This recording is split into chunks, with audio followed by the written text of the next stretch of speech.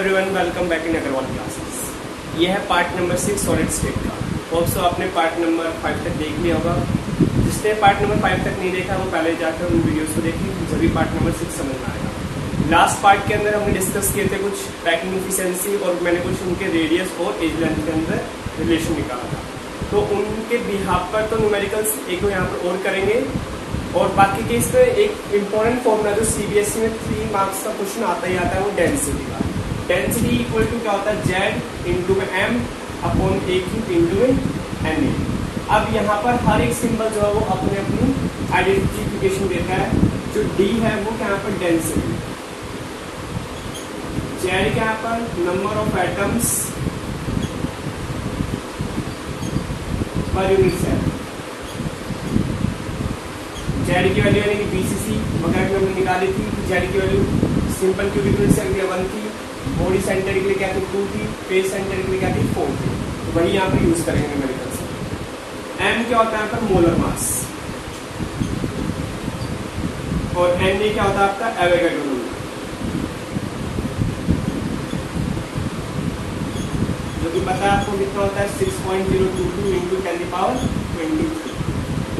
अब इसके अंदर कोई भी एक वैल्यू आपकी मिस रहेगी, वही आपको कैलकुलेट करनी होगी। और ए क्या है यहाँ पर, ए क्यूब जो है ये क्या आपका वॉल्यूम ऑफ क्यूब, इसको ए क्यूब बोल सकते हैं। ए क्या यहाँ पर एज लेंथ। डेंसिटी ज्यादा करके आपके ग्राम पर सेंटीमीटर क्यूब में होती है, बाकी के यूनिट्स आप खुद से देख रहे हैं कि किसके अंदर वो निकाल रहे हैं, उसको बोला जाएगा। तो अब हम न्यूमेरिकल्स करते हैं, न्यूमेरिकल्स से आपको ज्यादा समझ में आएगा। तो पहला न्यूमेरिकल मैं करवा रहा हूँ, उसको देखेंगे। ओके, तो फर्स्ट क्वेश्चन आपका, an element with molar mass 2.7 into 10⁻² kg per mole form cubic unit cell with edge length 405 picometre if its density is 2.7 into 10⁻³ kg per metre cube. What is the nature of cubic unit cell. अब इसमें देखो पहले देखते हैं given क्या क्या दिया गया है, फिर पता चल जाएगा हमें क्या निकालना है। सबसे पहले आपको मोलर मास दिया गया है, एम गिवन दिया गया है 2.7 इंटू 10⁻² kg पर मोल। उसके बाद में क्या दिया गया, एज लेंथ 400 पिकोमीटर, और क्या दिया गया density, density 2.7 into 10⁻³ kg per metre cube. अब निकालना है कि हमारा क्या रह गया, एन की वैल्यू तो हमें पता ही क्या होता है 6.022 इंटू 10⁻23 होता है। अब रह गया आपका जेड, यानी कि आपको नेचर ऑफ द यूनिट से निकालना है कि फेस सेंटर होएगा, बॉडी सेंटर होएगा, क्या होगा वो निकालना है। तो फॉर्मूला हमें पता है क्या होता है, d equal to z into में एम अपॉन में ए क्यूब इंटू में एन ए। अब ये निकालना है तो इसको ऐसे चेंज कर दो। बहुत ही इजी न्यूमेरिकल्स है, अच्छे से कर सकते हो, बस खाली कैलकुलेशन का इसमें खेल और कुछ नहीं है। तो 2.7 इंटू 10⁻- कितने रख है 2 रखा आपको, ये आपको 2.2 दे रखा आपको, ठीक है। डेंसिटी कहते हैं केजी पर मोल में, केजी पर मोल को आप इसमें, और फिर ए क्यूब की वैल्यू कितनी है, ए की वैल्यू आपकी 400 पिकोमीटर। इसको चेंज कर दो आप चाहो इसके अंदर, ये आपका है मीटर पर सेकंड में कर दो, या फिर आपका सेंटीमीटर में कर दो, मीटर में कर दो आप इसको, यानी कि 1 पिकोमीटर इक्वल टू क्या होता है पिकोमीटर। तो 1 पिकोमीटर इक्वल टू कितना होता है 10⁻- में आपका 12 होता है मीटर, ठीक है। और आपका सेंटीमीटर में कितना होता है, 10⁻10 होता है। तो इसको चेंज कर सकते हो आप, देखते हैं यहाँ पर कर दो कितना 405 इंटू में 10⁻-12, और एन की वैल्यू 6.022 इंटू 10⁻23 अपॉन में एम। मोलर मास कितना है, सर मैंने यहाँ पर मोलर मास की वैल्यू रखी थी 2.73 डेंसिटी रखी, और 2.7 इंटू 10⁻-2 ये आपका मोलर मास रहता है। हमें निकालना जेड। अब देखो अप्रोक्सीमेशन में आप निकाल सकते हैं, वरना तो 2.7 से 2.7 कैंसिल आउट हो गया। अब इसको ऊपर ले जाओ 10⁻-2 को, तो 10⁻5 हो गए। अब इसको सोल्व कर दो आप, सारा मल्टीप्लीकेशन सोल्व करो, इसका होल क्यूब है, ये माइनस का 36 हो गया नियरली। अब इसको सोल्व करोगे आप कितने, माइनस का 36, इसमें से फिर 5 माइनस कर दो, जो भी आएगा इसका अप्रोक्सीमेशन में कैलकुलेशन करके नहीं दिखा रहा, इसमें जेड की वैल्यू कितनी आएगी 4 आएगी। जेड की वैल्यू 4 आने का मतलब क्या है कि इसका नेचर कैसा हुआ, ये face centre unit cell, face centre unit cell. तो होप सो आपको न्यूमेरिकल समझ में आ गया होगा। ऐसे हम और करते हैं न्यूमेरिकल। सेकंड क्वेश्चन है, अभी देखो इस वाले में क्या करना है आपको कि silver forms a CCP lattice and x ray studies of its crystals show that the edge length of its unit cell is 408.6 picometre. Calculate the density of silver. यानी कि अब इसमें डेंसिटी निकालनी है आपको। उस वाले में जेड निकालते हैं, इसमें डेंसिटी निकालनी है। अब क्या क्या दे रखा है देखो आप इसमें, तो ये सीसीपी बना रहा है। तो सीसीपी बनाने की वजह से इसको ध्यान रखो, मैंने कही थी कि जब सीसीपी की फॉर्मेशन होगी तो कॉर्नर्स प्लस में फेस सेंटर्स, तो क्या निकलता है आपका 8 इंटू में 1/8 और प्लस में 6 इंटू में 1/2, यानी कि 8 से 8 कैंसिल आउट, 8 2 3 हो गया, तो 1 + 3 = 4। यानी कि जेड की वैल्यू कितनी आ गई इसमें 4 हो गई। नेचर से आपको पता चल जाएगा सीसीपी लैटिस कितना 4 बना रहा है। उसके बाद में और क्या दे रखा है आपको, इसमें एज लेंथ दे रखी है। एज लेंथ कितनी है 408.6 पिकोमीटर है। इस पिकोमीटर को आप चेंज कर दो मीटर में तो कितना हो जाएगा 408.6 इंटू 10⁻12 मीटर। उसके बाद में और क्या दे रखा है आपको इसमें, एन ए की वैल्यू हमें पता है 6.022 इंटू 10 कितना होता है -23 होता है। अब इस वैल्यू पुट कर दो। फॉर्मूला क्या होता है D = Z इंटू में M अपॉन में AQ इंटू में Na। जेड की वैल्यू पता है हमें 4 है। एंड मोलर मास कितना रखा है, मोलर मास इसका सिल्वर का मोलर मास 107 नहीं दिया हो तो याद रखना।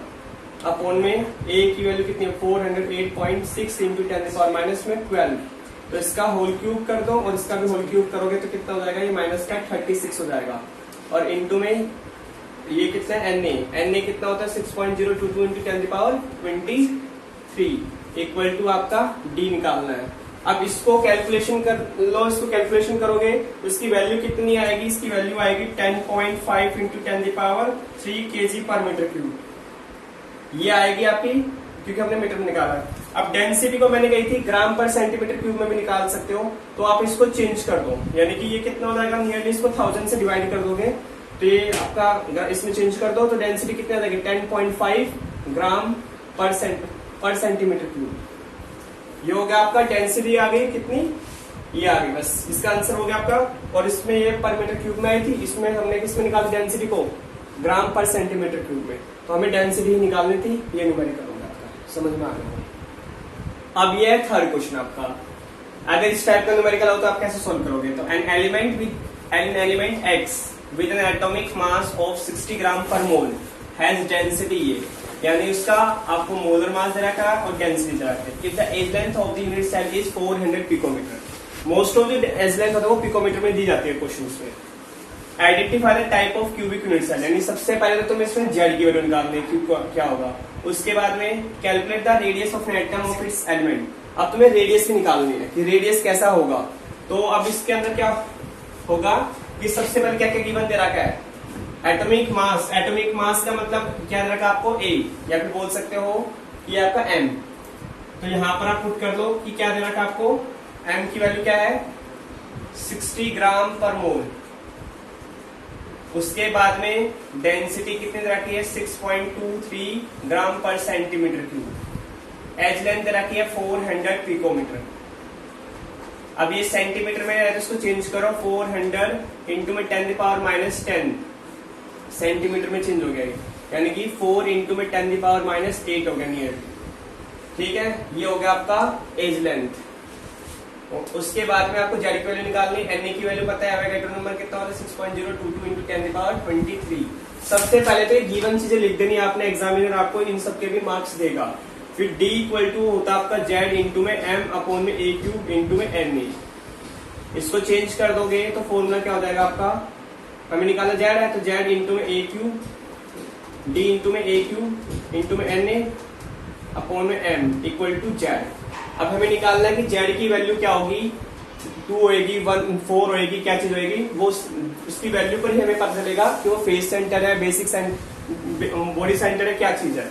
तो डेंसिटी की वैल्यू कितनी है आपकी 6.23 इंटू में A की वैल्यू कितनी है, A की वैल्यू है 4 इंटू में 10⁻8 का होल क्यूब। और एवोगैड्रो नंबर की वैल्यू, अब इसको हम सब्स्टिट्यूट कर ही चुके हैं, ऐसे लिख दो यहाँ पर D इंटू A³। थोड़ा मैं जगह नहीं है तो इस वजह से मैं यहाँ पर लिख देता हूँ उसको। अब यहाँ पर एवोगैड्रो नंबर ये है m की वैल्यू कितनी है 60 है, इक्वल टू z। अब z निकालना है तो क्या होगा, इसको सोल्व कर लो, आपका ये कितना हो गया 1664 हो जाएगा नियरली। ये कितना हो जाएगा आपका 10⁻24 हो गया। ये 4 इंटू 10, ये अलग लिख के दिखा देता हूं मैं, 6.23 इंटू में 64 हो गया, 10 माइनस में कितना हो गया 24, तो ये 6.022 इंटू 10⁻23 डिवाइडेड बाय 60 हो गया आपका।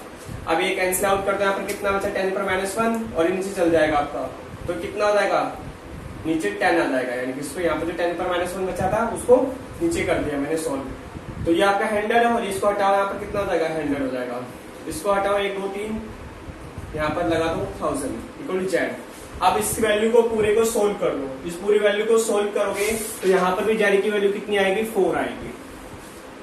मैंने कैलकुलेशन नहीं करी, इसकी z की वैल्यू कितनी है 4 आएगी, लेकिन हमें ये तो हो गया आपका identify the cubic unit cell, यानी कि क्या हो गया फेज सेंटर हो गया, फेज सेंटर यूनिट सेल। तो ये निकल गया हमारा z equal to 4 face centre unit cell हो गया। अब हमें निकालना है कि इसकी वैल्यू क्या थी। अब देखो फॉर्मूला में ध्यान में तो a इक्वल टू 2r था, a equal to 4r upon में √2 था और a equal to 4r upon में √3 था। तो फेज सेंटर का फॉर्मूला कौन सा था, फेज सेंटर का फॉर्मूला ये वाला था। तो यहाँ पर हमें रेडियस निकालना है, तो इसको इस वाले को एक बार नोट डाउन कर लो, फिर मैं रफ कर देता हूँ इसको।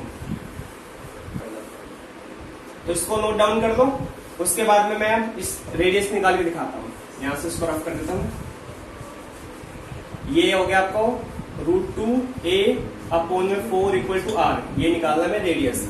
तो √2 की वैल्यू तो आपको पता है कितनी होती है 1.414 और इनटू में a की वैल्यू, एज लेंथ कितनी निकाली थी हमने, एज लेंथ निकाल तो 400 पिकोमीटर, इसको पिकोमीटर में निकाल दो, इसकी रेडियस वैल्यू कन्वर्ट करने की जरूरत नहीं है, अपॉन में 4। तो ये कितना हो गया आपका 100 हो गया। इसको सोल्व करो, कितना हो गया ये 1000 हो गया, 2 0 से 2 0 कैंसिल आउट हो गया। तो ये कितना हो गया आपका 14 ये आप इसको और सोल्व कर सकते हो, 1.414 होता है, इसको नीचे हो गया आपका 100, ये 2 0 से 2 0 कैंसिल आउट हो गया, तो ये आएगा 141.1 पिकोमीटर इक्वल टू रेडियस।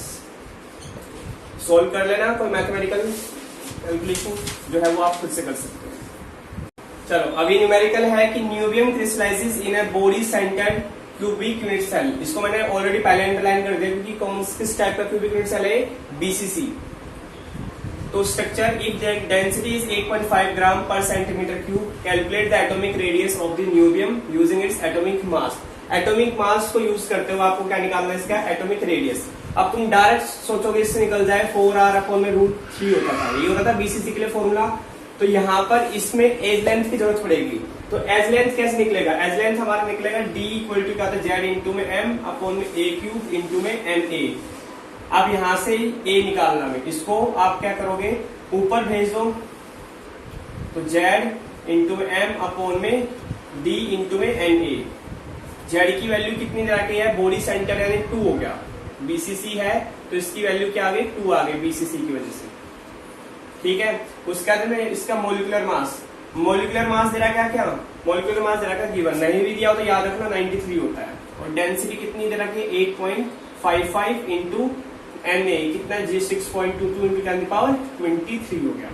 अब यहां से इसको सोल्व करोगे, पहले सोल्व करोगे तो यहाँ पर से a क्यूब की वैल्यू आएगी, तो इसकी वैल्यू देखो जो भी आया इसमें डायरेक्ट ध्यान रखना, इसका क्यूब कर देना। मैथमेटिक्स के स्टूडेंट हो तो ठीक है, नहीं हो तो आप अपनी कैलकुलेशन कर सकते हो, बायोलॉजी वाले भी आप, ठीक है। क्योंकि मैं यहाँ पर कैलकुलेशन सोल्व करके दिखाऊंगा, टाइम वेस्ट ज्यादा होगा, तो इस वजह से मैं आपको सोल्व करके नहीं दिखा रहा, डायरेक्ट निकाल रहा हूँ। तो a की वैल्यू कितनी होगी आपकी 330.4 इंटू 10⁻10 सेंटीमीटर में निकाल दे रहा हूं मैं, क्योंकि हमारी यूनिट किसमें थी, ग्राम पर सेंटीमीटर में थी।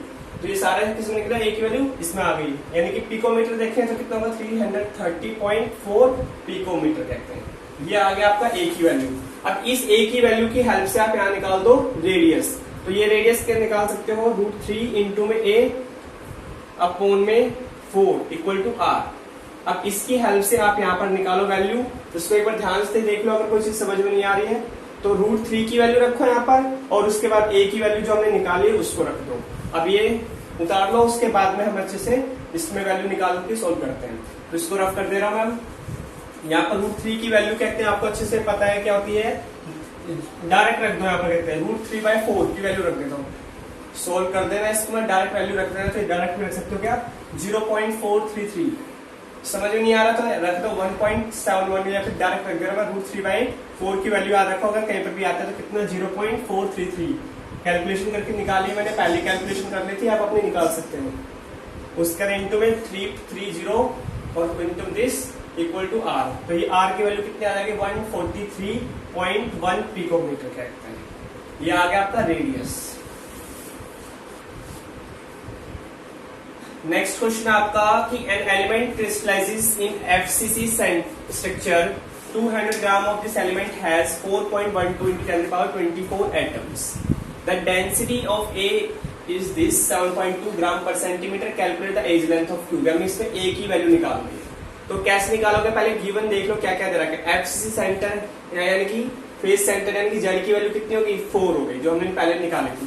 तो आप वही लिख सकते हो यहाँ पर क्या कि जेड इफ एफसीसी स्ट्रक्चर है तो जेड की वैल्यू कितनी हो गई 4 हो गई, और यहाँ पर जेड की वैल्यू मास कितना दे रखा है 200 ग्राम दे रखा है, ठीक है। और एन की वैल्यू कितनी रखी है, नंबर ऑफ एटम्स कितने रखे हैं 4.12 इंटू 10⁻24, और डेंसिटी कितनी रखी है 2.4 7.2 ग्राम पर सेंटीमीटर क्यूब। अब फॉर्मूला तुम्हें पता है जेड इंटू एम अपॉन में क्या होता है डी इंटू में एवोगैड्रो नंबर ले जाते हैं यहाँ पर एन, नंबर ऑफ एटम्स। अब यहाँ पर नंबर ऑफ एटम्स जो आपने यहाँ पर बस खाली चेंज क्या होगा कि जो आपने पहले वहां पर 6.022 इंटू 10⁻23 देते थे जब नंबर ऑफ एटम्स गिवन नहीं रहता था। यहाँ पर नंबर ऑफ एटम्स आपको गिवन है, तो गिवन है तो आप क्या करोगे ये वाले यूज करोगे। तो आपको ए निकालना है, ए इक्वल टू क्या करोगे जेड इंटू में एम अपॉन में डी इंटू में एन, ए क्यूब है। तो यहाँ पर ए क्यूब की वैल्यू निकाल, जेड की वैल्यू कितनी है आपकी 4 है, ये कितना है 200 है, अपॉन में डी की वैल्यू कितनी है, डेंसिटी है हमारा 7.2, और ये एन की वैल्यू कितनी है 412 इंटू 10⁻24। अब इसको सोल्व करोगे ए क्यूब की वैल्यू तो कितनी आएगी 26.968 इंटू 10⁻24 सेंटीमीटर क्यूब। देखो मैंने पहले से कैलकुलेशन कर रखी थी, इसी वजह से मैंने लिख दिया। आप अपनी कैलकुलेशन कर देना, बार बार मैं कह रहा हूँ इसका क्यूब कर दो, यानी कि इसकी 1/3 कर दो। तो इसका करोगे तो आप क्या करोगे, क्यूब निकालो, क्यूब रूट कैसे निकालो, 2 ये निकाल लो, आप पेयर करके निकालते थे जैसे 8th क्लास में क्यूब रूट, वैसे ही इंटू 10⁻8 सेंटीमीटर कहते हैं, ये आ जाएगा आपका। ये सेंटीमीटर अभी आ गया, ये एज लेंथ हो गया। इसको आप पिकोमीटर में भी कन्वर्ट कर सकते हो थोड़ा, तो पिकोमीटर में क्या हो जाएगा आपका 299.8 पिकोमीटर। पिकोमीटर में भी निकाल सकते हो इसको, या फिर आप यहीं पर भी छोड़ सकते हो। ये होगी इसकी एज लेंथ। देखते हैं ओके, ये सेकंड लास्ट क्वेश्चन है। इसके बाद एक क्वेश्चन करवाऊंगा, फिर न्यूमेरिकल्स में ये पर एंड कर दूंगा, क्योंकि मैं ज्यादा न्यूमेरिकल्स नहीं करवा सकता यहाँ पर। फिर भी मैंने जितने कोशिश किए 7 न्यूमेरिकल्स आपको मोस्ट इंपोर्टेंट जो है इस वीडियो के अंदर कवर अप किए हैं। तो आप अगर इन वीडियोस को भी, इस वीडियो को देख के न्यूमेरिकल्स को भी आप एग्जाम के लिए करके जाते हैं तो आपके सारे क्वेश्चन अटेंड हो जाएंगे, तो आप अटेम्प्ट कर सकते हो अच्छे सारे क्वेश्चन। तो इसमें क्या रखा है, element having BCC structure has atomic mass 50U and density आपको दे रखा है, कैलकुलेट द एज लेंथ। जैसे भी ये वाला क्वेश्चन क्या था बिल्कुल वैसे ही तरीका है, थोड़ा सा मैं इसका करने का तरीका चेंज कर दूंगा, बस खाली फॉर्मेट आप ऐसे कर सकते हो वो चेंज कर दूंगा। तो इसके अंदर आपकी बीसीसी बोल रखा है, तो बीसीसी का मतलब क्या होगा, जेड की वैल्यू कितनी 2 हो गई, डेंसिटी कितनी दे रखी है 6.81 ग्राम पर सेंटीमीटर क्यूब, ठीक है। अब इसके अंदर ध्यान देना, उसके अंदर नंबर ऑफ आइटम्स गिवन दे रखे थे, इसमें दे नहीं रखे तो यानी कि वही वैल्यू 6.022 इंटू 10⁻23 आइटम्स होंगे। उसके बाद में डेंसिटी का फॉर्मूला आपको पता है क्या होता है, उसको थोड़ा ए क्यूब के निकालने तो उसको रिवर्स कर दो ऐसे। अब वैल्यू पुट कर दो 2 इंटू में मोलिकुलर मास, मोलिकुलर मास अभी दे रखा है क्या, इसके अंदर दे रखा है ये ना जो आपका 50U है, ये एटॉमिक मास यानी कि मोलिकुलर मास, और डेंसिटी कितनी रखी 6.81 है, और इसकी वैल्यू 0.22 × 10⁻23। अब यहाँ से ए क्यूब की वैल्यू निकाल लो इसमें, तो यहाँ से वैल्यू जो भी आएगी सोल्व कर लो इसको, उस 10 इसको ऊपर ले जाओ, 10⁻−23 हो जाएगा, ठीक है। बाकी की इसकी अप्रोक्सीमेशन करके जो भी है आपका आंसर निकालना है 2.43 इंटू 10⁻23। अब इसको ऐसे भी लिख सकते हैं, यानी कि 24.3 इंटू 10⁻20 माइनस का 24, ये आ गई आपकी एज लेंथ की वैल्यू। अब देखो इसमें क्या होता है, क्यूब रूट जब निकालना होता है तो 2 तरीके होते हैं। क्यूब रूट के लिए क्या कर सकते हो आप, लोगरिथम का फॉर्मूला यूज कर सकते हो, क्यूब यानी कि लॉग टेक का यूज कर सकते हो आप। कैसे? एक्स क्यूब, इसको मान लो कि एक्स क्यूब है यानी कि 24.3 है, बस इतना, इस वाले को ले लो, पावर को भी भूल जाओ। x इक्वल टू 24.3 है, तो यानी कि इसको क्या लिख सकते हो, लॉग लगाए, दोनों तरफ लॉग ले लो, 3 log x हो गया, इक्वल टू क्या हो जाएगा आपका log 24.3। अब इसको आप क्या करोगे, 3 log x, अब log 24 का 3 पर देखोगे तो इसकी वैल्यू देख लो, पीरियोडिक टेबल में दे रखी है आपको कितना है, करेक्ट है इसकी, करेक्ट। जब मैं थर्ड चैप्टर करवाऊंगा तो उसमें लोग ज्यादा से अच्छे समझाऊंगा, उसमें पूरा लॉग और एंटी लॉग का कंसेप्ट समझाऊंगा। अभी इसमें ध्यान रखो कि इसमें करेक्ट कितने, 2 हैं, तो 2 में से 1 कर दिया माइनस, तो कितना हो गया, n-1 यूज करते हैं लॉग के अंदर, यानी कि 2 करेक्ट है तो 2 - 1 तो कितना हो गया, 1 हो गया, तो यानी 1 पॉइंट समथिंग आएगा। 24 का थर्ड देखोगे तो कितना 3856 है। इसके अंदर क्या होता है, जो भी इसकी वैल्यू होती है 24 की, 20 जैसे 2 4 3 ऐसे ले लो, आगे 0, तो 24 का थर्ड देखोगे और फिर उसके अंदर टेबल में क्या करोगे, जो इसकी एक वैल्यू दी रहेगी 5 6 वगैरह, उसको ऐड कर देना उसके अंदर, इस तरीके से आपका आएगी वैल्यू। अब यहां से आप इसको निकालोगे तो log x इक्वल टू क्या होगा, 0, इसको सोल्व कर लो, 1.38656 डिवाइडेड बाई 3, इसको सोल्व करोगे तो कितना आएगा, 0.4618। अब ये log जो आप x की वैल्यू क्या होगा, जब आएगा तो क्या बन जाएगा आपका एंटी लॉग। लॉग और एंटी लॉग का कंसेप्ट समझाऊंगा, लेकिन इस क्वेश्चन को आप कर सकते हो, खाली मैं यहाँ पर नहीं बताने की कोशिश कर, जिसको लॉग और एंटी लॉग पता है 11th क्लास का, ठीक है, नहीं पता तो मैं थर्ड चैप्टर में बताऊंगा इलेक्ट्रोकेमिस्ट्री में, या फिर एक सेपरेट वीडियो बना दूंगा लॉग और एंटी लॉग की। x equal to anti log 0.4618 है, ये हो गया। अब यानी 0.46 का 1 पर देखोगे, इसमें वही होता है, अपनी एंटी लॉग की टेबल देखोगे तो 0.46 का 1 देखोगे, उसके बाद में आप देखोगे जो लास्ट में डिफरेंस बने वैल्यू, उसमें 8 की वैल्यू देखोगे, 0 9 जो भी रखी है, उसको जो वैल्यू तुम्हारी इसकी 46 की 1 पर आएगी उसको ऐड कर देना, और उसके बाद में इस वाली 8 वाली की वैल्यू को ऐड कर देना। 8 की वैल्यू को मतलब जो भी इससे दी रहेगी 0 1 2 3 वैल्यू, तो वहां पर ऐड करोगे तो यहां से इसकी वैल्यू आ जाएगी, तो x इक्वल टू कितना आ जाएगा आपका 2.896 कहते हैं, ये आ गया आपके x की वैल्यू। अब x की वैल्यू ये आ गया, यानी कि ये क्या आपका a क्यूब इक्वल टू क्या था, x क्यूब इंटू में 10⁻24 सेंटीमीटर क्यूब, मैंने इसको माना था, इसको x मान लिया था, तो a क्यूब इक्वल टू क्या हो गया आपका, यानी कि क्यूब से क्यूब खत्म कर दिया हमने, तो a की वैल्यू कितनी आ गई आपकी, x इंटू 10⁻- में 8 सेंटीमीटर क्यूब हो जाएगा। अब इसको चेंज कर, सेंटीमीटर हो जाएगा, क्यूब कैंसिल हो गया, तो a की वैल्यू कितनी आ जाएगी, 2.896 इंटू 10⁻8 हो गया, इसकी वैल्यू यही आई है। अब a की वैल्यू देखते कितनी आ गई, 289.6 सेंटीमीटर, ये आ गई आपकी एज लेंथ। तो आप इस लॉग और एंटी लॉग के कंसेप्ट से भी कर सकते हैं इस क्वेश्चन को, अदरवाइज तो मैंने बताया था आपके जो जिसको क्यूब रूट वगैरह निकालने आते हैं वो डायरेक्टली वहां से इसकी जो भी वैल्यू आएगी उसको क्यूब रूट में भी निकाल सकता है, लेकिन 10 पावर में है तो इसलिए दिक्कत आएगी, तो इसलिए ये लॉग वाला कंसेप्ट आपको यूज करना पड़ेगा यहाँ पर। तो आप यहाँ से इसकी a की वैल्यू निकाल सकते हैं इस तरीके से। ओके, तो होप्सो आपको वो लॉग और एंटी लॉग का कंसेप्ट थोड़ा बहुत जिसको समझ में आया ठीक है, नहीं आया तो कहते हैं वो क्वेश्चन तरीका मैंने बता दिया आपको कि आप कर सकते हैं, अदरवाइज इस क्वेश्चन को आप बाद में जब मैं लॉग और एंटी लॉग की वीडियो बनाऊंगा तो और अच्छे समझ में आ जाएगा, क्योंकि लॉग और एंटी लॉग का कंसेप्ट जिस बच्चे को 11th का नहीं आता तो वो वापस में एक वीडियो बनाऊंगा लॉग और एंटी लॉग का, वहां पर उसको समझ में आएगा। लॉग और एंटी लॉग का कंसेप्ट है ना बहुत ज्यादा जरूरी है, पूरी इलेक्ट्रोकेमिस्ट्री के अंदर लॉग और एंटी लॉग यूज होगा। अब ये वाला क्वेश्चन देखो, ये क्वेश्चन सिंपल है, इसमें कोई लॉग और एंटी लॉग का नहीं है। Calculate the value of Avogadro's number from the given data, इस डेटा से आपको एवोगैड्रो नंबर निकालना है, ठीक है, पता है आपको कहते हैं कि वैल्यू क्या होती है एवोगैड्रो की, बट इस डेटा को यूज करके आपको एवोगैड्रो नंबर निकालना है। तो इसके अंदर डेंसिटी तरह के NaCl की कितनी तरह की है, वो आपको 2.165 तरह की है, और ये आपका Na प्लस और Cl माइनस जो है इसके क्रिस्टल जब टूट रहे हैं, यानी कि जब इनके बीच जो डिस्टेंस है इनके बीच में वो 281 दे रखा है, ये क्या दे रखा है तुम्हें, ये एज लेंथ दे रखा है, जैसे कि ये है आपका Na है प्लस और ये आपका क्या है Cl माइनस है, तो इन दोनों के बीच का डिस्टेंस यानी कि R था, ये R था आपका, यानी कि इन दोनों के बीच का डिफरेंस क्या कहलाता है, A कहलाता था, तो यानी ये क्या आपका एज लेंथ दे रखा है, ठीक है, तो उसके यानी कि आप इसको लिख सकते हो क्या, एक R हो गया, इसको मल्टीप्लाई कर दो 2 से, तो आप इसके एज लेंथ क्या होता था, ये कौन सी ये बना ना NaCl है, तो यानी कि ये आपका क्या होगा आयोनिक है, ऐसे Na प्लस है और ये Cn माइनस है, ये दो स्टेयर्स है, तो इन दोनों के बीच का डिस्टेंस यानी कि ये ए। अब ये किसके इक्वल होता है, आर, और ये आर, तो ये आर इक्वल क्या आता है 2r। तो आप इसके लिए फॉर्मूला यानी कि ए इक्वल टू 2 इंटू आर हो गया। ठीक है, तो डिस्टेंस बिटवीन नेबर्स यानी पूछ सकते हो डिस्टेंस बिटवीन नियरेस्ट नेबर्स